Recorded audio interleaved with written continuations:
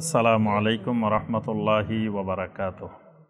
আলহামদুলিল্লাহি ওয়াহদা ওয়াসসালাতু ওয়াসসালামু আলা মান লা নাবিয়্যা বা'দা ওয়া আলা আলিহি ওয়া সাহবিহি ওয়া মাওয়ালা। সম্মানিত ভাই ও বোনেরা, আমাদের ধারাবাহিক দার্সে বর্তমানে যে কিতাব থেকে আমাদের দার্স চলতেছে, এই কিতাবটি হলো দুরুসুল আম। এই কিতাবের মধ্যে অনেকগুলো গুরুত্বপূর্ণ বিষয়ভিত্তিক দার্স আছে, যে দার্সগুলো গত শতাব্দীর পৃথিবী বিখ্যাত ওলামায়ে কেরামদের দেওয়া দার্স এবং বর্তমান পৃথিবীরও সবচেয়ে বড় বড় ওলামায়ে কেরাম যারা, তাদের নির্বাচিত দার্সগুলো এখানে একত্রিত করা হয়েছে। আবার গুরুত্বপূর্ণ অনেকগুলো ফতোয়া, যে ফতোয়াগুলো আমাদের জীবনে জানা দরকার, এরকম অনেকগুলো ফতোয়া এই কিতাবটিতে একত্রিত করা হয়েছে। সেখান থেকে আমরা ইতিপূর্বে কয়েকটি দার্স পেশ করেছি। আজকের দার্সে মূলত এই দার্স, আজকের যে দার্স হবে পুরাটাই কিছু প্রশ্নের উত্তর, ফতোয়া, গুরুত্বপূর্ণ কিছু ফতোয়া আজকে আমরা দার্সে আলোচনা করব ইনশাআল্লাহ। যেই ফতোয়াগুলো দিয়েছেন পৃথিবীর সবচেয়ে বড় বড় ওলামায়ে কেরাম, এবং এই ফতোয়াগুলো আমাদের জন্য খুব দরকারি, জরুরি বিষয়। প্রথম যে ফতোয়াটি দিয়ে আমরা শুরু করব, এটা ফাদিলাতুশ শাইখ আব্দুল্লাহ বিন জিবরিন। আব্দুল্লাহ বিন জিবরিনের নাম শুনছেন? সৌদি আরবের শীর্ষস্থানীয় আলেম, পৃথিবীর শীর্ষ ওলামাদের একজন, এবং তিনি ফতোয়া সংক্রান্ত স্থায়ী কমিটির সদস্য, শাইখ আব্দুল্লাহ বিন জিবরিন।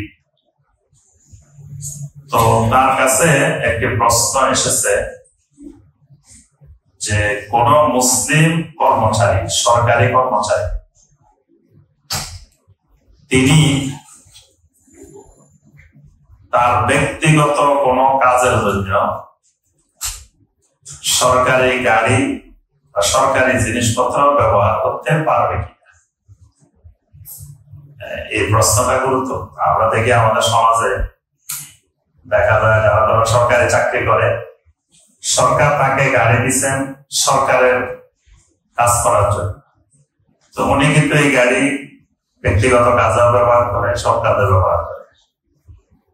তারপরে বা সরকার না, যে কোনো অফিসিয়াল ভাবে থাকে, অফিসের জন্য এটা দেওয়া হয়েছে, দেখা যায় সেইটাকে সে সব জায়গায় ব্যবহার করে। এমনকি দেখা যায় যে মানে সরকারি জিনিসপত্রগুলোকে আমাদের দেশে ব্যক্তিগত জিনিসের মতো মনে করা হয়। তো এই জন্য ওনার কাছে এই প্রশ্নটা আসছে যে এইরকম ব্যবহার করা শরীয়তে জায়েজ আছে কিনা। শাইখ আব্দুল্লাহ বিন জিবরিন এই মাসালার ফতোয়ার উত্তরে যেটা বলছেন, তিনি বলেন যে আল মুআজ্জাফু ইনদা দাওলা ইউতাবারু কাল আমিলে বিউজরা। সরকারের বা রাষ্ট্রের একজন কর্মচারী, তিনি পারিশ্রমিকের ভিত্তিতে নিয়োগকৃত একজন আমেল, মানে একজন কর্মী বা কর্মচারী। তার কাজের জন্য সরকার তাকে যা কিছু দিবেন, ফাহুয়া মুতামারুন, এগুলা তার কাছে আমানত। তার যে পদে, যে কাজে তাকে নিয়োগ দেওয়া হয়েছে, এই কাজ করার জন্য তাকে যা কিছু দেওয়া হবে, এগুলো একটা আমানত। এবং শুধু গাড়ি না, এখানে আরো অন্যান্য সামগ্রী, এই সামগ্রীর মধ্যে কাগজ হতে পারে, কলম হতে পারে, মানে খুঁটি নাটি যত রকমের জিনিস আছে, এই সব জিনিস তার কাছে আমানত। ফালা ইস্তামিলু শাইয়্যাম মিনহা ইল্লা বিল আমালিল হুকুমি, সে তার ওই সরকারি কাজ ছাড়া এই জিনিসপত্রগুলো অন্য কোন কাজে ব্যবহার করা তার জন্য হারাম, তার জন্য জায়েজ। এমনকি তার অফিসের কলম দিয়ে নিজের কাজ করাও হারাম, কারণ অফিসের কলম তার ব্যক্তিগত কাজ করতে দেওয়া হয়, ওই কলম অফিসের কাজের জন্য দেওয়া হয়েছে। তারপরে অফিসের এসি, অফিসের ফ্যান, অফিসের লাইট, এগুলো আমার, এগুলো সে যখন সরকারি কাজ করবে বা তার অফিসের কাজ করবে তখন ব্যবহার করবে। ব্যক্তিগত কাজের জন্য এগুলো ব্যবহার করা যায়। এই জন্য আমরা দেখি ওমর রাদিয়াল্লাহু তাআলা আনহুর যুগে ওমর রাদিয়াল্লাহু তাআলা আনহুর কাছে একজন ব্যক্তি দেখা করতে আসছে, অনেক দূর দূরান্ত থেকে, অনেক কষ্ট করে। তবে রাষ্ট্রীয় কাজে না, আসছেন হলো ব্যক্তিগত কাজ। ওমর রাদিয়াল্লাহু তাআলা আনহু তিনি আসার পরে মোমবাতিটা নিভে গেছে, মোমবাতি দিয়ে কাজ করতেছিলেন। তিনি যখন আসছেন তার সাথে কথা বলবেন, মোমবাতিটা নিভে গেছে। এখন উনি বলেন যে এটা কি করলেন? আমরা দুজন একটু কথা বলবো, গুরুত্বপূর্ণ, অনেকদিন পরে দেখা হয়েছে, আমি অনেক দূর থেকে কষ্ট করে আসছি, দুজনে একটু আলাপ আলোচনা করবো, কথা বলবো, আপনি মোমবাতিটা নিভে দিলেন। তখন ওমর বিন খাত্তাব রাদিয়াল্লাহু তাআলা আনহু আমিরুল মুমিনিন বললেন যে এই মোমবাতিটা রাষ্ট্রের মোমবাতি, এই মোমবাতি রাষ্ট্রীয় কাজের জন্য দেওয়া হয়েছে আমার, এটা তো আমার তোমার মধ্যে ব্যক্তিগত কথা বলার জন্য এই মোমবাতি দেওয়া হয়। এই মোমবাতি যদি আমরা তোমার ব্যক্তিগত কাজে ব্যবহার করি তাহলে কিয়ামতের ময়দানে আমি খেয়ানতদার, আমানতের খেয়ানতকারী হিসেবে আল্লাহর কাছে উঠব। সুবহানাল্লাহ। সাহাবায়ে কেরামের আমানত, কিভাবে তারা যথাযথ আমানত পালন করে। তাইলে এখানেও কিন্তু এই যে কোনো চাকরির ক্ষেত্রে, সরকারি বেসরকারি যে কোনো জায়গায়, যখন অফিস আমাকে যা যা দিবে এটা অফিসের কাজের জন্য, এটা আমানত, এটা ব্যক্তিগত কাজে ব্যবহার করা যায়। এজন্য আল্লাহর জমিনে এখনো এরকম দুই একজন মানুষ আছে, আমাদের দেশও আছে। এবং এমনকি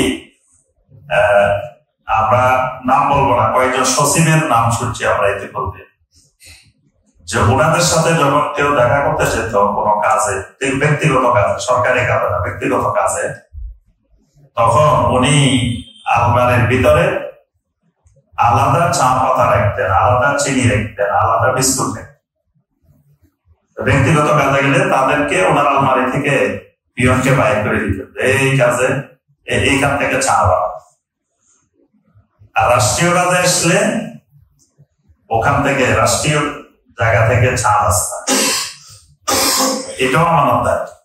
মানে আপনি আমার অফিসে আসছেন ব্যক্তিগত কাজে, আমি কিন্তু রাষ্ট্রের চা খাওয়াইলাম আপনাকে, রাষ্ট্রের নাস্তা করাইলাম, এটা আমার জন্য বৈধ না। আপনাকে নাস্তা করাইতে হইলে আমার পকেট থেকে, আমার ব্যক্তিগত ভাবে নাস্তা করাইতে হবে, কারণ আপনি আমার সাথে ব্যক্তিগত কাজে এসছেন। আমরা কিছুদিন আগে দেখতাম ভাতের হোটেল, মনে আছে ভাতের হোটেল, আসামি ধরে নিয়ে ভাতের হোটেলে সেই বিশাল খানা দানা গোটায় দিতেন। যে খানা এগুলো কি ওরা নিজের পকেট থেকে দিতেন? এগুলো সম্পূর্ণরূপে হারাম। আর যার কাছে আমানতদারিতা নাই তার কাছে দ্বীনও নাই। যে ব্যক্তির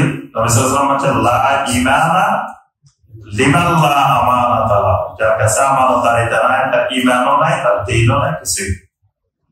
তখন সে যা ইচ্ছা তাই করতে পারে, কোথা থেকে দিতেছে, কোথা থেকে যে শত শত কোটি টাকা পাচার করতে পারে, চুরি করতে পারে, নিতে পারে, তার কাছে তো এগুলা কোনো বিষয় নয়। তাই এখানে তিনি ফতোয়ার মধ্যে লিখছেন যে তাকে যা যা দেওয়া হবে এগুলো তার ব্যক্তিগত কাজে একটাও ব্যবহার করা যায়, হারাম।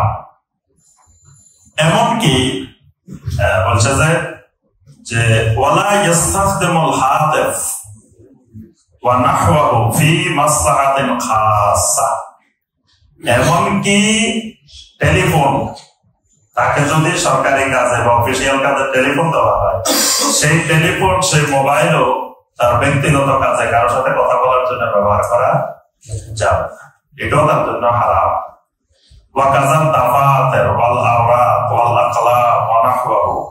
ঠিক এমনি ভাবে তার কাগজ কলম, তার খাতাপত্র, তার কলম যা যা আছে ব্যবহারের জন্য সবগুলা মিন তামামিল আমানা, এগুলাকে সম্মান করতে হবে কি আমানত। আর আল্লাহ রাব্বুল আলামিন সূরা আল মুমিনুনের ৮ নম্বর আয়াতে বলছেন ওয়াল্লাযীনা হুম লিআমানাতিহিম ওয়া আহদিহিম রাউন।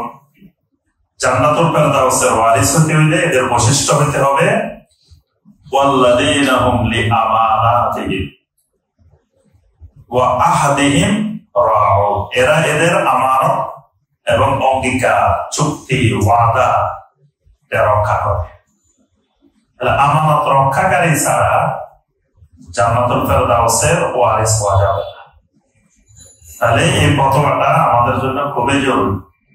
যিনি যেখানে যে কাজে, যে অফিসে, সরকারি হোক বেসরকারি হোক, যে কোনো জায়গায় হোক, যিনি যেখানে থাকি সেখানে ওই অফিসিয়াল কাজের জন্য আমাকে যা যা দেওয়া হবে ব্যবহার করার জন্য, এগুলোকে ব্যক্তিগত সম্পদ মনে করা যাবে না। এটা আমার, এটা শুধু ওই কাজে ব্যবহার করতে হবে, বাকিটা ওখানে রেখে চলে আসতে হবে।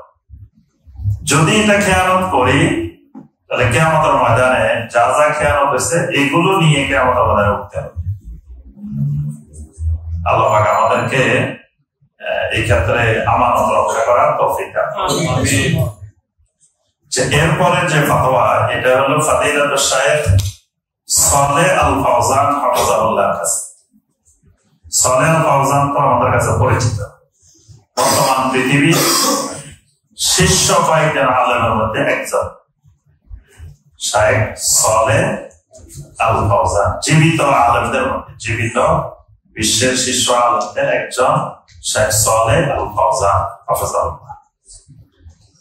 তার কাছে জানতে চাওয়া হয়েছে মা হুকমুল ওয়াশমে আলাল ওয়াজহি ওয়াল ইয়াদাইন ফাহাযিহি আদাতুন জারিয়াতুন ইনদানা ওয়া মাযা তাফআলু মান উমিলা বিহা যালিকা ফি সাগারিহা। এই প্রশ্নটা হলো চেহারায় হাতের মধ্যে উল্কি, তারপরে আরেকটা কি বলে ট্যাটু, ট্যাটু, এইগুলোর শরীরে বিধান কি, এগুলো করলে কি হবে, করা যাবে কিনা। আর যদি ছোটবেলায় কারো পরে গেছে এখন তুলতেও পারতেছে না, তাহলে সে কি করবে, তার করণীয় কি, এই বিষয়ে তার কাছে ফতোয়া জানতে চাওয়া আছে।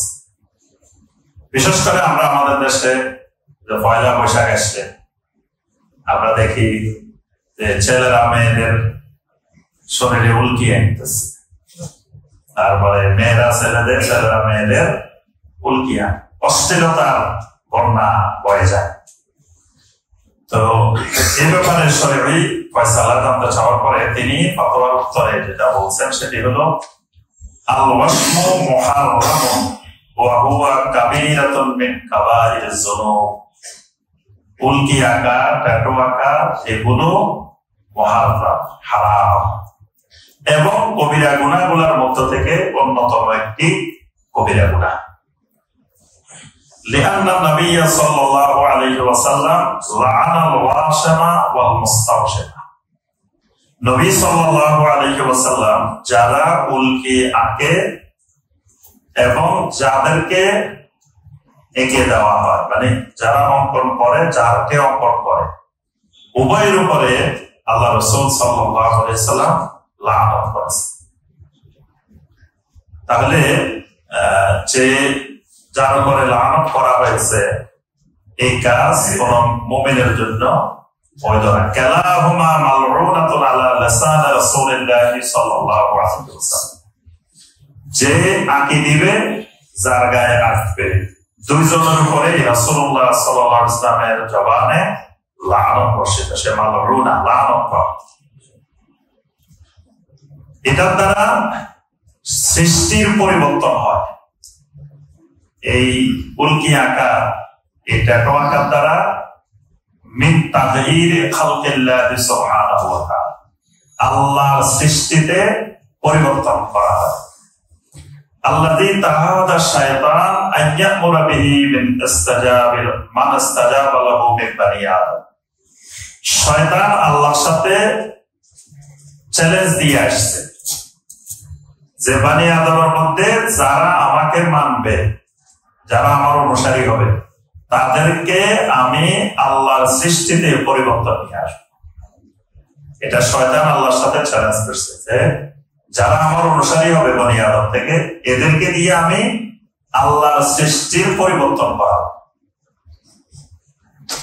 কোরআনে কারীমের সূরা আন-নিসার 119 নম্বর আয়াত, ওয়ালা আমরান্নাহুম ফালা ইউগাইয়িরুন্না খালকাল্লাহ ওয়ালা আমরান্নাহুম, অবশ্যই অবশ্যই আমি তাদেরকে আদেশ দিব।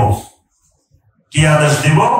ফালা ইউগাইয়িরুন্না খালকাল্লাহ, যেন তারা আল্লাহর সৃষ্টিকে পরিবর্তন করে। এই কারণে এই উল্কি আঁকা, ট্যাটু আঁকা, এটা আল্লাহর সৃষ্টিতে পরিবর্তন। দাড়ি মুন্ডন করা, এটাও তাগয়ীর খালকিল্লাহ, আল্লাহর সৃষ্টিতে পরিবর্তন। কারণ আল্লাহ সুবহানাহু ওয়া তাআলা দাড়ি সৃষ্টি করছে, সৃষ্টি করে আল্লাহ আবার নির্দেশ দিয়েছেন এটাকে ছেড়ে দেওয়ার জন্য, এটাকে রাখার জন্য। সমস্ত আম্বিয়া আলাইহিমুস সালাম দাড়িওয়ালা ছিলেন, এমন কোন নবী পৃথিবীতে ছিলেন না যিনি দাড়ি ছিল না। সমস্ত সাহাবায়ে কেরাম দাড়িওয়ালা ছিলেন। সুতরাং মানবতার ফিতরত দাড়িওয়ালা, দাড়ি থাকা। যে লোক দাড়ি মুন্ডন করে, এই লোক আল্লাহর সৃষ্টিতে পরিবর্তন করে। এটা শয়তান করায়, শয়তান চায় আল্লাহর সৃষ্টিতে পরিবর্তন করা। এরপরে এই দাড়ি মুন্ডন করা শুধু সৃষ্টির পরিবর্তন না, এটা ইহুদিদের ফিতরত, এটা ইহুদিদের ফিতরত। আল্লাহ রাসূল সাল্লাল্লাহু আলাইহি ওয়াসাল্লাম বলেন যে তোমরা তোমাদের দাড়িগুলোকে ছেড়ে দাও আর গোঁফগুলোকে কি করো? খাটো করো। ওয়া খালিফু আহলাল কিতাব, কোন হাদিসে বলছে তোমরা আহলে কিতাবের বিরোধিতা করো। কোন হাদিসে বলছে খালিফুল ইয়াহুদিয়্যিন ওয়াল মুশরিকিন, তোমরা ইহুদি মুশরিকদের বিরোধিতা করো। মানে ইহুদিরা দাড়ি ছোট করে, গোঁফ বড় করে, তোমরা গোঁফ ছোট করো, দাড়ি বড় করো। তাহলে যারা দাড়ি মুন্ডন করে, এটা ইহুদিদের ফিতরত। ইহুদিদের সব ভালো লাগে, তো ইহুদিদের গোলাম হয়ে থাকলে ইহুদিরা তো নির্যাতন করবেই। আল্লাহ সুবহানাহু ওয়া তাআলা ওই জাতিকে, যারা ইহুদিদের সাংস্কৃতিক গোলাম হবে, এদেরকে আল্লাহ সাহায্য করবেন না, এটা আল্লাহর ওয়াদা। সূরা আল-বাকারার 120 নম্বর আয়াত আল্লাহ পাক বলছেন, ওয়ালা ইন তাবাতা আহওয়াহুম বা'দাল্লাযী জাআকা মিনাল ইলম মা লাকা মিনাল্লাহি মিন ওয়ালিয়্যিন ওয়ালা নাসীর। যদি তোমাদের কাছে ইলম আসার পরেও তোমরা ইহুদি নাসারাদের সংস্কৃতি অনুসরণ করো, আল্লাহকে তোমরা অভিভাবক হিসাবে, সাহায্যকারী হিসাবে আল্লাহকে পাইবে না, আল্লাহ সাহায্য করবে না। এটা আল্লাহর ওয়াদা। আজকে মুসলিম ইহুদি সংস্কৃতিতে ডুবে আছে, তা আল্লাহ সাহায্য করবে কিভাবে? মুসলিম দাঁড়িয়ে রাখে, তারপরে ইহুদি সংস্কৃতি, সুদ, সুদের ইতিহাস, প্রাচীন যুগে সব দেখবেন ইহুদিরা সুদ বানাইছে, সুদের সিস্টেম চালু করছে ইহুদিরা, এটা ইহুদিদের কাজ। ইন্টারমিডিয়েটে আপনারা সবাই ইংলিশে একটা গল্প পড়ছেন, মনে আছে? সুদের গল্প, দা মার্চেন্ট অফ ভেনিস পড়ছেন? বলে গেছে। এটা ইন্টারমিডিয়েট ছিল, এখন আছে কিনা জানি না, আমাদের মাদ্রাসায় আছে। সে ভেনিসের ব্যবসায়ী। কি ব্যবসায়ী? ভেনিস নগরীর সুদের ব্যবসায়ী, সুদের ব্যবসার গল্প আছে। এই ওই ভেনিস নগরীর এই গল্প অনেক আগে, ঈসা আলাইহিস সালামেরও আগে গল্প। তার অর্থ হলো, মানে ইহুদিরাই প্রাচীন যুগ থেকে সুদের কাজ করে আসতেছে, সুদের প্রচলন। ইহুদিদেরকে বারবার নিষেধ করা হয়েছিল, আল্লাহ পাক বলছে তোমাদেরকে বারবার নিষেধ করা হয়েছিল তোমরা যেন সুদ না খাও। এখন সুদের ক্ষেত্রে মুসলমানেরা আগায় গেছে, ইহুদিদেরকে মোটামুটি প্রতিযোগিতা পিছনে ফেলে ইহুদিদের কাজগুলো মুসলমানেরা হাতে নিয়ে নিচ্ছে। দাড়ি কামানোর ক্ষেত্রে এখন দেখবেন ইহুদিরা দাঁড়িয়ে রাখে, মুসলমান ইহুদিদের কাজটা নিয়ে নিচ্ছে, সতর্ক মুসলমানেরাই দাঁড়িয়ে রাখে। এবং মুসলমানেরাই সুদ, পরিবারে ঘরে সব জায়গায় সুদ আর সুদ, ইহুদিদের কার্যক্রম। এই জন্য নবী সাল্লাল্লাহু আলাইহি ওয়াসাল্লাম বলেন এমন একটা সময় আসবে আমার উম্মতেরা ইহুদিদেরকে এমন ভাবে অনুসরণ করবে যে হাজওয়ান নালে বিন নাল, জুতার এক ফিতা যেরকম আরেক ফিতা একই রকম থাকে, এইরকম আমার উম্মতেরা ইহুদিদেরকে অনুসরণ করা শুরু করে। মুসলমানেরা সিরা প্যান্ট পরে ঘুরে ঘুরে, মুসলমানের সন্তান দেখবেন সিরা প্যান্ট পরে ঘুরে। সিরা প্যান্ট পরা এটা মুসলমান সংস্কৃতি, এটা ইহুদিদের সংস্কৃতি। হাফ প্যান্ট পরে ঘুরে ঘুরে মুসলমানের সন্তানরা, মুসলমানের সন্তানরা চুল কাটে ইহুদিদের মতো, দাড়ির কাটিং করে ইহুদিদের মতো, সব চাল চলনে সব জায়গায় ইহুদি। ইহুদিদের ফেতরা আমিন শুনলে ইহুদিদের কাজ হবে, এটা ইহুদিদের অভ্যাস না। এখন দেখবেন ইহুদি লাগে না, মুসলমানদের কাজ হবে। আমিন শুনলে কেরাত বলি যায়, আপনারা জোরে আমিন করে কেন আমার কেরাত বলি গেছে। কি ইমান, কি আলেম, আমিন শুনে তার কেরাত বলে গেছে। শয়তান এক ধাক্কা দিলে আলেমও বলে। আমার স্মরণীয় ঘটনা আছে কুমিল্লা এক জায়গায় প্রোগ্রামে গেছি, তো মাগরিবের সময় ওই মসজিদে সালাত আদায় করতে গেছি। অনেক ভাইয়েরা আসছে প্রোগ্রামে, আমি ইমাম সাহেবের পিছনে দাঁড়াইছি। তা এখন এই অনেক ভাইয়েরা মাগরিবে আসছে, আমিন জোরে বলছে। তারপরে সালাম ফেরানোর পরে ইমাম সাহেব রাগে ক্ষোভে এদিকে ফিরে বসছে, জোরে কেন আমিন বলল। তো ইমাম সাহেব উঠে কিছু বলে না, ইমাম সাহেব বসে দিচ্ছে চুপ করে। মুয়াজ্জিন সাহেব উঠে কয়, আচ্ছা কম তো সাহেব, আপনারা যে কামান করছেন বালা করছেন নি। মুয়াজ্জিন সাহেব উঠে কইতেছে, আপনারা যে কামান করলেন বালা করছেন নি। আমার সাথে বাচ্চা আছে, মানুষেরা বলতেছে আপনারা যে জোরে আমিন বললেন এই কাজটাকে ভালো করছেন। ওই কোনা দিয়ে একজন ঠিক হয়, বাইরে আজ এমন ডরানি ডরাইছি আজকে আর কোনদিন ইচ্ছা ডরাই না। আমিন জোরে কইছে, এই কারণে নাকি সে ভয় পেয়েছে। তারপরে ওই এলাকায় ওই প্রোগ্রাম করার জন্য তারা অনেক বাধা দিছে, বলে আলহামদুলিল্লাহ প্রোগ্রাম হয়েছে। এখন আলহামদুলিল্লাহ ওই এলাকায় আলে হাদিস মসজিদ হয়েছে, মসজিদ ওই এলাকায় আলহামদুলিল্লাহ। তো এখন আমিন বললে এটা ইহুদিরা রাগান নিতে হয়, ইহুদিদের কাজ হবে। কারণ এখানে বলা হচ্ছে গায়রিল মাগদুবি আলাইহিম, মাগদুবি আলাইহিম ইহুদিরা। যখন সবাই বলতেছে আমিন, তখন ইহুদিরা এটা সহ্য করতে পারে। এখন ইহুদিদের এই সংস্কৃতি মুসলমানের মধ্যে চলে এসেছে, মুসলমান আমিন বলে রাগ করে জ্বলে। ইহুদিদের অভ্যাস ইউহারিফুনাল কালামা আন মাওয়াদিহি, ইহুদিরা আল্লাহর কিতাবের বিকৃতি করছে। এখন আল্লাহর কিতাবের বিকৃতি মুসলমানরা করে, ইহুদিরা লাগে না।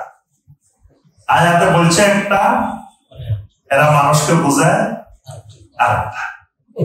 আয়াতের সাথে তার কথার সাথে বা যেটা দলিল দিচ্ছে কোন দূরতম সম্পর্ক নাই। ইহুদিদের ক্ষেত্রে এখানে চলে এসছে। তো যতদিন পর্যন্ত মুসলিমেরা ইহুদিদের সংস্কৃতি ছাড়বে না, ততদিন আল্লাহ ইহুদিদেরকে দিয়ে মুসলমানদেরকে মার খাবে। যখন ছাড়বে তারপর আল্লাহ মুসলিমদের উপরে, ইহুদিদের উপরে মুসলিমদেরকে বিজয় দান করবে। এজন্য ছোট খাটো সব বিষয়ে ইহুদি কালচার, ইহুদি সংস্কৃতি মুসলিমদেরকে ছাড়া ফরজ। এজন্য দেখবেন অনেক হাদিস আছে, আল্লাহ রাসূল সাল্লাল্লাহু আলাইহি ওয়াসাল্লাম বারবার বলছেন খালিফুল ইয়াহুদিকিন, খালিফুল মুশরিকিন, খালিফু আহলাল কিতাব। তোমরা আহলে কিতাবের মুখালাফাত করো, আহলে কিতাবের বিরোধিতা করো। মানে কৃষ্টি কালচারে আহলে কিতাব ইহুদি খ্রিস্টানদের অনুসরণ করা যাবে না। আল্লাহ পাক আমাদেরকে হেফাজত করুন। এই কথাটা আমরা বলছিলাম যে যারা উল্কি আঁকে, পেটো আঁকে, এটা আল্লাহর সৃষ্টিতে পরিবর্তন এবং এটা শয়তানের অনুসারী হওয়া। আচ্ছা, এখন এরপরে আরেকটা প্রশ্ন ছিল এখানে, যে যারা ছোটবেলায় বা আগে করে ফেলছে, এখন উঠানো যাচ্ছে না, তাহলে কি করবে? অনেক সময় এমন ভাবে করে যে এটা তোলা যায়, এরকম ভাবে করে। তো এখানে শেখ সালেহ আল ফাওজান হাফেজাহুল্লাহ তিনি বলছেন যে যদি তোলা সম্ভব হয় তাহলে সে অবশ্যই তুলবে, আনতাতুবা ইলাল্লাহ সুবহানাহু ওয়া তাআলা, তুলে ফেলবে এবং আল্লাহর কাছে তওবা করবে এই কবিরা গুনাহ। আর যদি এটা তোলা সম্ভব না হয় তাহলে এটা যতদিন পর্যন্ত তার মধ্যে থাকবে গুনাহ অব্যাহত থাকবে। এজন্য তাকে অবশ্যই চেষ্টা করতে হবে তাকে তুলে ফেলার যে কোনো উপায়। আর যদি কোনোভাবে সম্ভব না, তাহলে সে আল্লাহর কাছে তওবা করবে, ইস্তিগফার করবে। আর এটা যেহেতু সে আর কিছু করতে পারতেছে না, তার কিছু করার নেই, আল্লাহ সুবহানাহু ওয়া তাআলা চাইলে তাকে ক্ষমা করে দিবে, কিন্তু আল্লাহ সুবহানাহু ওয়া তাআলার কাছে সে তওবা করতে হবে, ইস্তিগফার করতে হবে। আচ্ছা, এবার আসেন আরেকটি প্রশ্ন। এই প্রশ্নটা করা হয়েছে ফতোয়া আল-লাজনা আদ-দাইমা, মানে সৌদি আরবের ফতোয়া সংক্রান্ত সর্বোচ্চ কমিটির কাছে এই প্রশ্নটা রাখা হয়েছে। তো তাদের এই ফতোয়াটা শুনি। ফতোয়াটা দেওয়া হয়েছে, মা রায়ুকুম ফি আমরি তামিমা বি আয়াতিন কুরআনিয়া, কোরআনের আয়াত দিয়ে তাবিজ দিলে এটার হুকুম। কোরআনের আয়াত দিয়ে যদি তাবিজ এরকম হয়, অথবা কোন মুসলমান কোরআনের আয়াতকে কোন জায়গায় লিখে টাকায় রাখা, পর্দার মধ্যে বা কোনো কাগজের মধ্যে কিছুর মধ্যে লিখে টাকায় রাখে, অনেকে দেখুন দোকানের মধ্যে টাকায় রাখে, অনেকে বিভিন্ন জায়গায় এরকম লিখে টাকায় রাখে। তো এই ব্যাপারে শরীয়ী হুকুম কি, এই ফতোয়া জানতে চাওয়া হয়েছে। তো তারা ওই ফতোয়া সংক্রান্ত সর্বোচ্চ কমিটি উত্তরে বলেন, কিতাবাতু আয়াতিন মিনাল কুরআন আও তা'লিকুহা আও তা'লিকুল কুরআন কুল্লাহু আলা লাফযি ওয়া নাহবি। তারা বলছেন কোরআনে কারিমের আয়াত লিখে কোথাও ঝুলিয়ে রাখা, অথবা হাতের মধ্যে, পায়ের মধ্যে, কোমরের মধ্যে বেঁধে রাখা, এই আশঙ্কায় যে এটা লাগায় রাখলে কোনো ক্ষতি হবে না, অথবা ক্ষতি হইলে যেটা ক্ষতি হয়েছে এটা চলে যাবে। দুইটা হইতে পারে, একটা হলে এখনো ক্ষতি হয়নি, আগে থেকে লাগাই রেখেছে, যেটা থাকলে আর কোনো ক্ষতি হওয়ার সম্ভাবনা নাই, অথবা ক্ষতি হয়েছে সে ক্ষতিটা দূর করার জন্য। এই ক্ষেত্রে কোরআনে কারিমের আয়াত ব্যবহার করা যাবে কিনা? তো এখানে তারা বলছেন যে এই ফতোয়ার উত্তরে আহলুল ইলমদের থেকে দুই ধরনের উত্তর পাওয়া যায়। কোন কোন আহলুল ইলম এই ক্ষেত্রে কোরআনে কারিমের আয়াত দিয়ে লেখাকে অনুমোদন দিয়েছেন, আবার কোন কোন আহলুল ইলম নিষেধ করেছেন। তো যারা নিষেধ করেছেন তাদের দলিল হলো নবী সাল্লাল্লাহু আলাইহি ওয়াসাল্লাম বলছেন, ইন্নার রুবা ওয়াত তামাইমা ওয়াত তিওয়ালা শিরকুন, যে রুবা, যে তারফুক কোরআন সুন্নাহর বাইরে, যে তামিমা দেওয়া হয়, তাগা সুতা দেওয়া হয়, এগুলো সব শিরক। এখানে নবী সাল্লাল্লাহু আলাইহি ওয়াসাল্লাম কোরআনে কারিমকে আলাদা করেন না, কোরআন দিয়ে দিলে হবে না এটা বলেন না। সব ধরনের তামিমাকেই নবী সাল্লাল্লাহু আলাইহি ওয়াসাল্লাম শিরক হচ্ছে, মানে যদি এখানে আলাদা করেন না যে গাইদাল কোরআন দিয়ে দিলে হবে না, কোরআন ছাড়া বাকিটা দিলে হবে, এরকম কোরআনকে নবী সাল্লাল্লাহু আলাইহি ওয়াসাল্লাম আলাদা করেন না। তো এই কারণে প্রথম কথা, কোরআনে কারিম দিয়েও তাবিজ দেওয়া যাবে না। দ্বিতীয় কথা, এটা সাত্তু জারায়, ইসলামের শরিয়ার একটা নীতিমালা হলো সাত্তু জারায়। সাত্তু জারায় মানে এমন একটা কাজ যেই কাজটার অনুমোদন দিলে অসংখ্য হারামের রাস্তা খুলে যাবে, কিন্তু যে কাজটা এটা হালাল কাজ, কিন্তু এটার অনুমতি পাইলে হারাম রাস্তার দিকে ধাবিত হবে, তখন এই হালালটাও শরীয়তের দৃষ্টিতে হারাম। এটাকে শরীয়তের পরিভাষায় বলা হয় সাদ্দু যারায়। ওইদিন একজন আমার কাছে এক জায়গায় প্রশ্ন নিয়ে আসছে যে আমি ধরেন একজনকে 1000 টাকা কর্জে হাসানা দিলাম, তো উনি আমাকে 1 বছর পরে 1000 টাকা ফেরত দিচ্ছে। এখন তো 1 বছর পরে আমার এই টাকার মান কমে গেছে। আগে 1000 টাকা 1 বছর আগে আমি যেটা পাইতাম, এখন তো আমি 1000 টাকায় ওইটা পাবো না। এখন 1000 টাকা জিনিস কিনতে গেলে আমার 1200 টাকা লাগে, তাহলে তো আমার টাকার মান কমে গেছে। তাহলে উনি কি আমাকে এখন 1000 টাকা দিবে না 1200 টাকা দিবে? আমি তো বেশি নিতেছি না, মানে আমি টাকা সমান সমানে নিতেছি, কিন্তু আমার টাকার মান তো 1 বছর পরে কমে গেছে। তাহলে আমি 1 বছর পরে 1200 টাকা নেবো, মানে 1 বছর আগে 1000 টাকা, 1 বছর পরে 1200 টাকা। তার কথা তো যুক্তি আছে। এখন যদি আমরা ফতোয়া দিই, ঠিক আছে আপনি দিতে পারেন, এই ফতোয়া দিয়ে সুদের ব্যবসা এমন রকম শুরু হবে যে আবার ফতোয়া পাইছে যে যেহেতু টাকার মান কমে যায় তাহলে নেওয়া যাবে। এই ফতোয়া পাইলে দেখবেন যে সুদের অনেক রাস্তা খুলে যাবে। আমি বলছি যে 1000 টাকা যদি মান কমে 500 টাকায়, মানে যদি 1500 টাকায় যায়, তাও আপনি 1000 টাকায় নিতে হবে। 1000 টাকার 1 টাকা বেশিও নেওয়া যাবে। তাহলে আমার উপরে জুলুম হয়েছে না? আমি কই না জুলুম হয় নাই, আপনার প্রতি এহসান আছে। কারণ কর্জে হাসানার নিয়ম হলো যে আপনি যাকে কর্জে হাসানা দিবেন, উনি যদি ফেরত দিতে অক্ষম হয়ে পড়ে আপনি ক্ষমা করে দিবেন, এই নিয়তে দিতে হবে। সক্ষমতা থাকলে উনি অবশ্যই দিতে হবে। যদি উনি অক্ষম হয়ে যায় তাহলে কি করবেন? ক্ষমা করে দিবেন। এটার নাম কর্জে হাসানা। তো উনি যে অক্ষম হয় নাই, উনি যে আপনার টাকাটা ফেরত দিতে পারছে, এটা তো আপনার প্রতি এহসান হয়েছে। এই জন্য 1000 টাকা 1000 টাকায় নিতে হবে, যতই কমে যায়। এখন যদি আপনি কত না 1000 টাকা 1020 টাকা নেওয়া যাবে, এই সুযোগে মানে সুদের রাস্তা খুলে যাবে। এটাকে বলা হয় সাদ্দু যারায়। আমি একটা শরিয়া বোর্ডের মেম্বার, একটা ইসলামী ব্যাংকের শরিয়া বোর্ডের মেম্বার। তো গত শরিয়া বোর্ডের মিটিং এ একটা বিষয় সেখানে আলোচনা আসছে যে কিস্তি প্রদানে কেউ যদি বিলম্ব করে জরিমানা দেওয়ার বিধান। তো এটা ইন্টারন্যাশনাল যত ফতোয়া বোর্ড আছে, বিশেষ করে আওফি ইসলামী ব্যাংকগুলোর সবচেয়ে বড় প্রতিষ্ঠান পৃথিবীতে শরিয়া বাহরাইন ভিত্তিক আওফি। তো সেখানে সৌদি আরবের আরব বিশ্বের ওলামায়ে কেরাম এখানে সব ফতোয়াগুলো দিয়ে থাকে।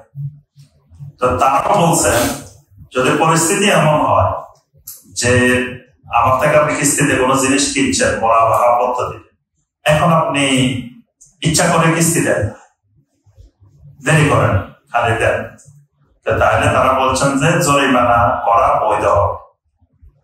তবে এই জরিমানার টাকা আয়ের খাতে অন্তর্ভুক্ত করা যাবে। এটা আপনার সন্দেহজনক আয়, এইটা আপনি ইনকাম হিসাবে আয় হিসাবে যোগ করতে পারবেন না। এটা আপনি জনকল্যাণে ওই খাতে ব্যয় করে দিতে হবে, আপনি এটা ইনকাম হিসাবে নিতে পারবেন না। তো আবার অনেকে বলছেন যে না, এটা জরিমানা দেওয়া যাবেই না। এটা ফতোয়া আছে যে কিস্তি 1 কিস্তি 2 কিস্তি 5 কিস্তি না দিতে পারলেও কোনো জরিমানা দেওয়া যাবে। এখন আপনি ওখানে বাঙালিরা যদি এই নীতিমালা বলেন তুমি 10 কিস্তি না দিতে পারলে কোনো জরিমানা নাই, তাহলে দাওয়াই বন্ধ করে দিতে। এই জন্যই কিন্তু ওই ওলামায়ে কেরাম ওখানে ফতোয়াটা দিয়েছেন যে জরিমানা দেওয়া যাবে, তবে জরিমানাটা আয়ের অন্তর্ভুক্ত করা যাবে না, এটা বৈধ আয় হবে না। কিন্তু জরিমানাটা কেন? এইটা না রাখলে ওই টাকা তো সে টাকাইতে ফেরত পাবে না, টাকাই পাবে না।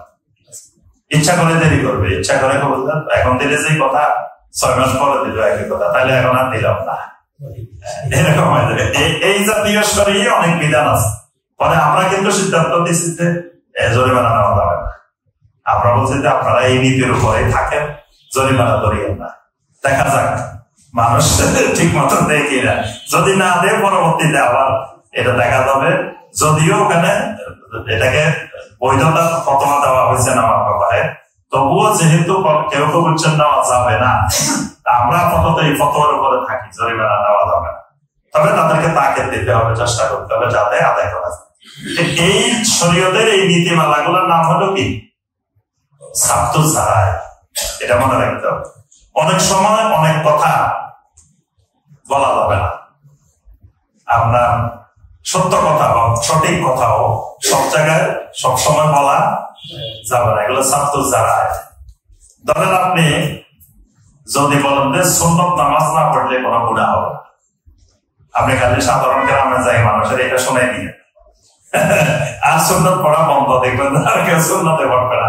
সুন্নত না পড়লে নিয়ে কোনো গুনাহ নাই, অসুবিধা নেই। আপনি গুনাহ নাই সরাসরি এই কথা বলার দরকার। আপনি সুন্নত নামাজ পড়লে কি ফজিলত গুলো বয়ান করেন, যে ফজরের 2 রাকাত সুন্নত পড়লে নবী সাল্লাল্লাহু আলাইহি ওয়াসাল্লাম বলছেন রাকাতা ফাজরিন খায়রুম মিনাদ দুনিয়া ওয়া মা ফিহা। ফজরের 2 রাকাত সুন্নত পড়লেন দুনিয়া এবং দুনিয়ার মধ্যে যা কিছু আছে এই সব কিছুর চাইতে উত্তম। এবার সে সুন্নত পড়ার জন্য আগ্রহী হবে। কিন্তু আপনি যদি আগে যে বলে দেন না রে ভাই সুন্নত না পড়লে কোনো অসুবিধা নেই, গুনাহ হবে না, সে দেখবেন না সুন্নত পড়ায় উৎসাহিত হবে। এই জন্য এগুলাকে শরীয়তের ভাষায় বলা হয় সাবতুল জারায়। তো এখানে আপনি যদি বলেন যে কোরআন দিয়ে দেওয়া যায় তাবিজ, এবার কোরআন দিয়ে দেওয়া শুরু করলে এই আবার সবগুলোই শুরু করবে, সব দিন কোরআনের সাথে সাথে এবার বিভিন্ন রোমান হরফ দিয়ে লিখবে, তারপরে আপনার জিবরাইলের নাম লিখবো, মিকাইলের নাম লিখবো, তারপরে আপনার ফেরাউনের নাম লিখবো, এইভাবে শয়তানের নাম লিখবো, ইবলিসের নাম লিখবো, সব শুরু করবে লেখা। এই জন্য দেখবেন তাবিজের কিতাবগুলো এইসব ভর্তি। তো কিন্তু তাবিজের কিতাবে এই সমস্ত কিছু আছে, কিন্তু তারা যদি জিজ্ঞেস করেন যে ব্যবসা করতেছে তাবিজের ব্যবসা, সে বলবেন আমি তো কোরআন দিয়ে দিই। এই কোরআন দিয়ে দেওয়ার রাস্তা যদি খুলে দেন, এবার অসংখ্য শিরিকের রাস্তা কি হয়ে যাবে, খুলে যাবে। এজন্য এটা সাবতুল জারায়ের দাবি যে কোরআন দিয়ে তাবিজ দেওয়া যাবে। এরপরে সবচেয়ে বড় কথা আপনার এই ব্যাপারে অসংখ্য আহলুল ইলম যারা কোরআনে কারীম দিয়ে তাবিজ দেওয়া যাবে না বলছেন, এদের মধ্যে আব্দুল্লাহ ইবনে মাসউদ রাদিয়াল্লাহু তাআলা এই ব্যাপারে শক্ত অবস্থানে ছিলেন। তিনি কখনো কোরআনে কারীম দিয়েও তাবিজ দেওয়ার অনুমতি দেন নাই। ইমাম আহমদ বিন হাম্বল রাহমাতুল্লাহ এছাড়া মুতাআখিরিন উলামা কেরাম কোরআন দিয়েও তাবিজ দেওয়ার অনুমতি দেন। তো সুতরাং এটা থেকে আমাদেরকে বিরত থাকতে হবে। আসলে এরপরে আরেকটা ফতোয়া, লাজনা দায়মা লিল ইফতা, সৌদি আরবের সর্বোচ্চ ফতোয়া সংক্রান্ত কমিটি, তারা বলছেন তাদের কাছে একটা প্রশ্ন যে আপনার যে কোন ব্যক্তি যে একটু আগে আমি যে মাসালাটা বলছি এটাই, যে যদি কোন ব্যক্তিকে এই ভিত্তিতে লাভের ভিত্তিতে কোন জিনিস বিক্রি করলো কারো কাছে, বিক্রি করার পরে দেখা গেল আপনার সে এটা থেকে লাভ হওয়ার পরে আপনার যেভাবে কিস্তি দেওয়া দরকার সেভাবে সে কিস্তি দেয় নাই, মানে প্রতি মাসে যেভাবে দেওয়া দরকার সেভাবে দেয়, তাহলে এই যে কিস্তির কারণে তার উপরে জরিমানা আরোপ করা যাবে, এটাই লাজনা দায়মা কথা আছে। তো লাজনা দায়মা বলছেন ওইটাই যে এই ক্ষেত্রে আসলে গ্রাহককে যা যে টাকা দেওয়া হবে, গ্রাহকের সাথে যে চুক্তি হবে এর অতিরিক্ত নেওয়াটা স্বাভাবিকভাবে রেবা, মানে সুদ, এটা রিবা হবে, সুদ হবে। এজন্য এই রেবা নেওয়াটা বৈধ হবে না। এই ক্ষেত্রে যদি ওই নিতে বাধ্য হয় তাহলে এই জরিমানা করবে, তবে সেটা মিন ফুকারা ওয়া মাসাকিন ওয়া ইসলাহে বারাকাতিল আম্মা, অর্থাৎ এই টাকাগুলো ইনকাম হিসাবে, আয় হিসাবে নিতে পারবে না। এগুলোকে ফকির, মিসকিন এবং সামাজিক বিভিন্ন কাজে এগুলোকে ব্যয় করতে হবে, এগুলো আয় হবে না। আরেকটা হলো বলছেন যে সুদভিত্তিক কোন দোকান বা সুদভিত্তিক কোন প্রতিষ্ঠান, ব্যবসা বাণিজ্য, এই ক্ষেত্রে কোন ধরনের লেনদেন করা তার জন্য শরীয়ী দৃষ্টিতে বৈধ হবে না। অর্থাৎ সুদভিত্তিক প্রতিষ্ঠানের সাথে কোন ধরনের ব্যবসা বাণিজ্য, কেনা বেচা, এগুলো শরীয়তের দৃষ্টিতে বৈধ না। আরেকটা প্রশ্ন মুহাম্মদ বিন সালেহ আল উসাইমিন রাহিমাহুল্লাহর কাছে ছিল যে কিছু মুসল্লি বাচ্চাদেরকে মসজিদে নিয়ে আসে, ছোট ছোট বাচ্চা নিয়ে আসে, যারা এখনো সালাত সম্পর্কে কিছুই জানে না। এরা মসজিদে আসে, ডিস্টার্ব করে, আর এইসব বাচ্চাদেরকে কাতারের মাঝখানে রাখে। তো এই ব্যাপারে শরীয়ী হুকুম, এটা মুহাম্মদ বিন সালেহ আল উসাইমিন রাহিমাহুল্লাহর কাছে ফতোয়াটা আসছে। তিনি উত্তরে বলছেন যে এত ছোট, যেই ছোট বাচ্চা এখনো তার হিতাহিত বা সাধারণ কোন জ্ঞান তার মধ্যে এখনো নাই, এরকম বাচ্চা মসজিদে আনা লা ইয়াজুজ, জায়েজ নেই। কারণ লিআন্না ফি যালিকা আদিয়াতুল লিল মুসলিমিন আল্লাযীনা ইউআদ্দুনা ফারিদাতাম মিন ফারাইদিল্লাহ, কারণ এর মাধ্যমে মুসলিমদেরকে কষ্ট দেওয়া হয়।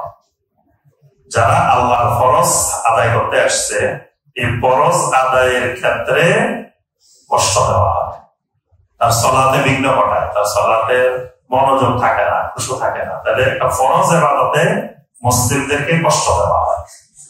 নবী সাল্লাল্লাহু আলাইহি ওয়াসাল্লাম একবার নবী সাল্লাল্লাহু আলাইহি ওয়াসাল্লামের কাছে কেউ এসে বললেন, আমার পাশের ভাই এমন ভাবে কেরাত পড়ে, আমি কেরাত করতে পারি না, আওয়াজ করে করে পড়তে, আমার পাশের জনের পড়তে কষ্ট হয়। নবী সাল্লাল্লাহু আলাইহি ওয়াসাল্লাম তখন বললেন, লা ইয়াজহারান্না বা'দুকুম আলা বা'দিন ফিল কিরাআহ, তুমি কেরাত পড়বে, তোমার কেরাত তুমি শুনবে, তোমার কেরাত যেন পাশের ভাইয়ে না শুনে।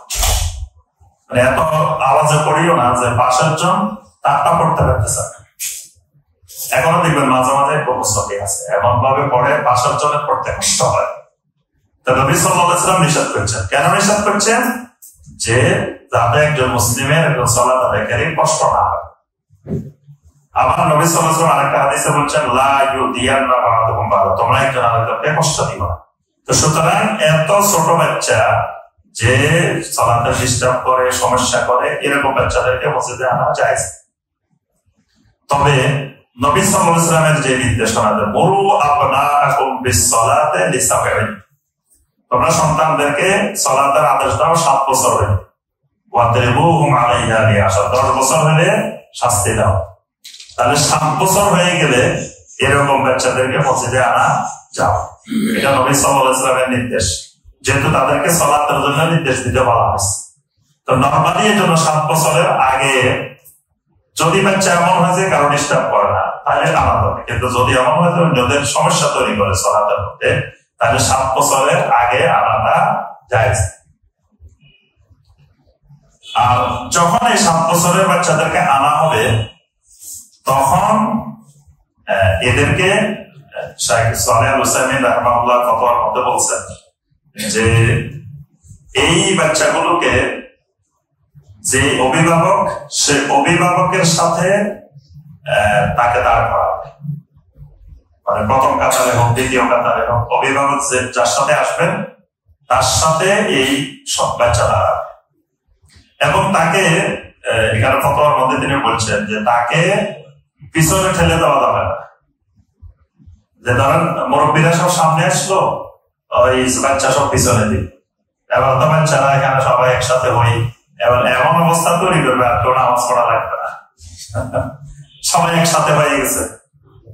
এই জন্য তিনি বলছেন যে তাদেরকে এভাবে একসাথে পিছনে ছেড়ে দেওয়া হবে। যিনি যে অভিভাবক তিনি তার সাথে রাখবেন, সেটা প্রথম কাতারে হোক, দ্বিতীয় কাতারে হোক, যে কোনো কাতারে হোক, এবং এই কাতারে দাঁড়ানোর কারণে কোন ধরনের অসুবিধা হবে না। আর এই ক্ষেত্রে তিনি বলেন বাচ্চাদেরকে যদি পিছনে ফেলে দেওয়া হয় অনেকগুলো ক্ষতির দিক আছে। একটা হলো দেখা যাবে যে সেই সলাতের প্রতি নিরুৎসাহিত হয়ে যাবে, মসজিদে আসার প্রতি সলাতের প্রতি তার উৎসাহ হারাইবেন। এই জন্য আমাদেরকে এরকম বাচ্চাদেরকে মসজিদে আসার ব্যাপারে উদ্বুদ্ধ করা দরকার। মসজিদে আসলে সে যাতে আরো বেশি বেশি আসে সেই ব্যবস্থা থাকা দরকার। তো এই ক্ষেত্রে তাদেরকে আমরা সাথে রাখবো, শরীরে কোনো সমস্যা হবে না। কেউ কেউ বলেন ওই হাদিসটাকে দলিল দিয়ে অনেকে তাদেরকে পিছনে দেন, যেন বিশ্বাসন করছে লিয়ালিনী বিকুমুল আহলামে ওয়ান নুহা, যে তোমরা জ্ঞানী ব্যক্তিদেরকে, তারপরে মুরব্বী ব্যক্তিদেরকে, সিনিয়র ব্যক্তিদেরকে তোমরা আমার সাথে পিছনে দাও। নবী সাল্লাল্লাহু আলাইহি ওয়াসাল্লাম এই ক্ষেত্রে উৎসাহিত করছেন। কেন উৎসাহিত করছেন? এটা নবী সাল্লাল্লাহু আলাইহি ওয়াসাল্লাম উৎসাহিত করছেন এই জন্য, বিশেষ করে ইমামের পিছনে যারা থাকে, এখানে বাচ্চা বা অন্যান্য যারা কিছু জানে না এরকম লোক এখানে দাঁড়ানো ঠিক না। এখানে ইমামের পিছনে যারা দাঁড়াবে এরা হবে উলুল আহলামে ওয়ান নুহা, অর্থাৎ উলামায়ে কেরাম, সম্মানিত ব্যক্তিবর্গ, মানে যারা ইমামের কোনো অসুবিধা হইলে সালাত আদায় করাইতে পারবে, ইমামতি করতে পারবে। কারণ ইমাম সাহেবের কোনো সমস্যা দেখা দিলে ইমাম সাহেব তো পিছন থেকে একদম আনতে পারবে না। তাহলে ওনার পিছনে এমন ব্যক্তিরা থাকতে হবে যে ব্যক্তিরা ওনার কোনো সমস্যা দেখা দিলে সালাত আদায় করবে। এজন্য ইমামের ওখানে দাঁড়ানোর ব্যাপারে নবী সাল্লাল্লাহু আলাইহি ওয়াসাল্লামের এই নির্দেশনা এখানের ক্ষেত্রে প্রযোজ্য হবে যে ইমামের পিছনে এরকম ব্যক্তিরা দাঁড়াবে যারা উলুল আহলামে ওয়ান নুহা। অনেক সময় দেখা যায় যে কোনো লোক আসে এখানে দাঁড়ায় থাকে ইমামের এই জায়গাটার মধ্যে, বিশেষ করে ৩-৪ জনের জায়গা, এই জায়গাগুলোর মধ্যে সবাই দাঁড়ানো থাকে ইমামের পিছনে। এখানে মুয়াজ্জিন দাঁড়াবে বা আরো উলামায়ে কেরাম থাকলে যারা ওই যে পরবর্তী ইমাম হতে পারে বা ইমামের কোনো ভুল ত্রুটি হইলে যারা সংশোধন করতে পারে। আপনার পিছনে থেকে কোনো লোক মা দিলে ইমাম সাহেব এখানে শুনবেন, তাহলে ইমামের পিছনে এমন একজন থাকবে যিনি তার ভুল ত্রুটি হলে কারাতে বলবো, যে কোনো জায়গায় বলবো যে ধরে দিবে। এটাকে নবী সাল্লাল্লাহু আলাইহি ওয়াসাল্লাম বলছেন লিয়ালিনী বিকুম উলুল আহলামে ওয়ান নুহা। এরা তো এরা খালি সামনের দিকে সব পুরো ঘুরে দাঁড়াবে, বাচ্চা সব পিছনে দিয়ে দিবে, বিষয়টা এরকম। আচ্ছা, এরপরে প্রশ্ন আছে? আচ্ছা, ঠিক আছে। এরপর আমরা আরেকটা প্রশ্ন আলোচনা করে শেষ করতেছি। জি, সেটা হলো এটাও মুহাম্মদ বিন সালেহ আল উসাইমিন রাহিমাহুল্লাহর কাছে প্রশ্নটা আসছে। সেটি হলো হালিল জান্নাত ওয়ান নার মাওজুদাতান আল-আন, মানে জান্নাত জাহান্নাম তৈরি করা আছে কিনা, বর্তমানে জান্নাত জাহান্নাম তৈরি করা আছে নাকি আল্লাহ পাক তৈরি করবেন, এই প্রশ্নটা। তিনি উত্তর বলছেন নাম মাওজুদাতা, জান্নাত জাহান্নাম দুটাই তৈরি করা আছে। এটা দলিল কি? কোরআনে কারিমে আল্লাহ পাক বলছেন সূরা আলে ইমরানের 13 নম্বর আয়াত, ওয়াত্তাকুন নার আল্লাতী উইদ্দাত লিল কাফিরিন, তোমরা ওই জাহান্নামকে ভয় করো যে জাহান্নাম কাফেরদের জন্য তৈরি করা আছে, তৈরি করা হয়েছে। উইদ্দাত বলছেন তার অর্থ হলো রেডি করা আছে, তৈরি করা। আবার জান্নাতের ব্যাপারেও বলছেন সূরা আলে ইমরানের 133 নম্বর আয়াত, ওয়াসারিউ ইলা মাগফিরাতিন মির রাব্বিকুম ওয়া জান্নাতিন আরদুহাস সামাওয়াতু ওয়াল আরদ উইদ্দাত লিল মুত্তাকিন।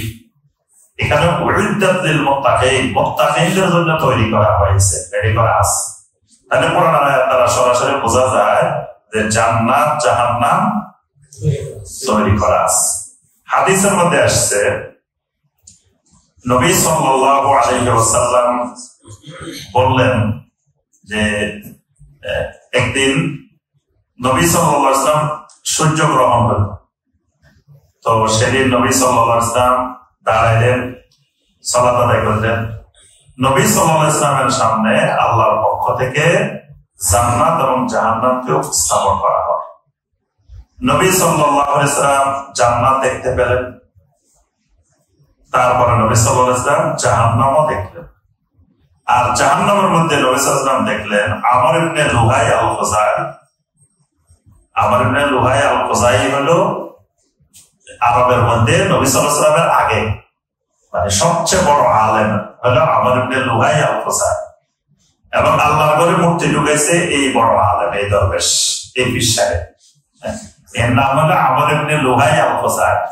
আল্লাহর ঘরে সর্বপ্রথম মূর্তি ঢুকেছে, আর তখন একদল যুবক বাধা দিছে, প্রচন্ড আকারে বাধা দিছে, বলছে না আল্লাহর ঘরে মূর্তি ঢুকানো যাবে না। তখন মুরব্বীরা আসে মিয়া আমাদের বড় হুজুরে বুঝে না, তোমরা বুঝো, তোমরা কি জানো?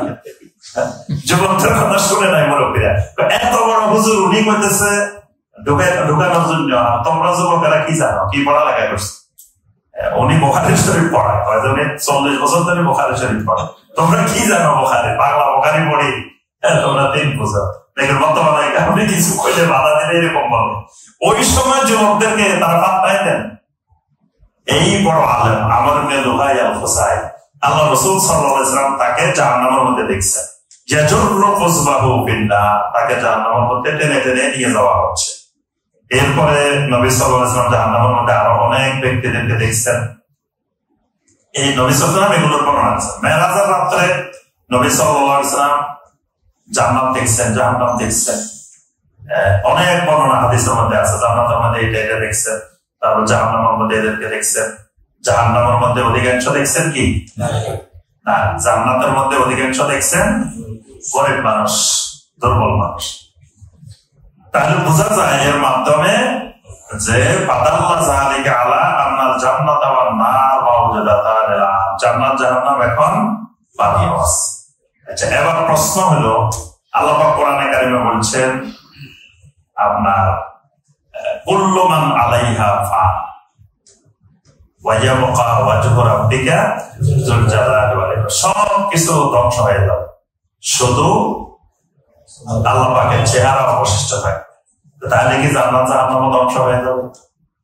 কুল্লুর মধ্যে জান্নাত জাহান্নাম অন্তর্ভুক্ত কিনা? যদি থাকে তাহলে তো আল্লাহ বলছেন কুল্লু মান আলাইহা ফান, সব ধ্বংস হয়ে যাবে। এটা কিন্তু মুতাজিলাদের প্রশ্ন, মুতাজিলাদের কথা জান্নাত জাহান্নাম এখন নাই, আল্লাহ পাক বানাবেন। যখন আমাদেরকে জান্নাত দেওয়ার দরকার পরে বানাবেন। তো তাদের দলিল কি? তাদের দলিল হলো যদি থাকে তাহলে তো কুল্লু মান আলাইহা ফান, এটা ধ্বংস হয়ে যাবে। আল্লাহ ছাড়া সব তো ধ্বংস হয়ে যাবে, তাহলে জান্নাত জাহান্নামটা ধ্বংস হয়ে যাবে।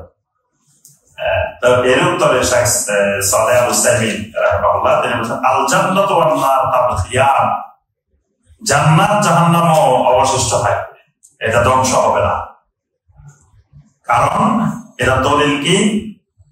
আল্লাহ সুবহানাহু ওয়া তাআলা সূরা আল-বাইয়িনার মধ্যে বলেছেন ইন্নাল্লাযীনা আমানু ওয়া আমিলুস সালিহাতি উলাইকা হুম খায়রুল বারিয়া জাযাউহুম ইনদা রাব্বিহিম জান্নাতু আদনিন তাজরি মিন তাহতিহাল আনহারু খালিদিনা ফিহা আবাদা। এইখানে আল্লাহ পাক আবাদা শব্দ ব্যবহার করেছেন। আবাদা, আবাদান মানে এটা আর মানে ধ্বংস হবে না, এটা আবাদা, এটা চিরস্থায়ী, স্থায়ী ভাবে এটা থাকবে। ঠিক জাহান্নামের ব্যাপারেও আল্লাহ রাব্বুল আলামিন কোরআনে কারিমে 3 আয়াতে আবাদান ব্যবহার করছে। তো এই আবাদান দ্বারা বোঝা যায় যে জান্নাত জাহান্নাম ধ্বংস হবে না। তো এই হলো মোটামুটি এই প্রশ্নের উত্তর। এরপরে আরো ফতোয়া আছে, আমরা ইনশাআল্লাহ আরেক এলাকায় পরবর্তী ফতোয়ায় যাবো। আল্লাহ পাক আমাদেরকে আমল করার তৌফিক দান করুন, দিনকে সঠিকভাবে জেনে বুঝে ওই আলোকে আমল করার আল্লাহ পাক তৌফিক দান করুন।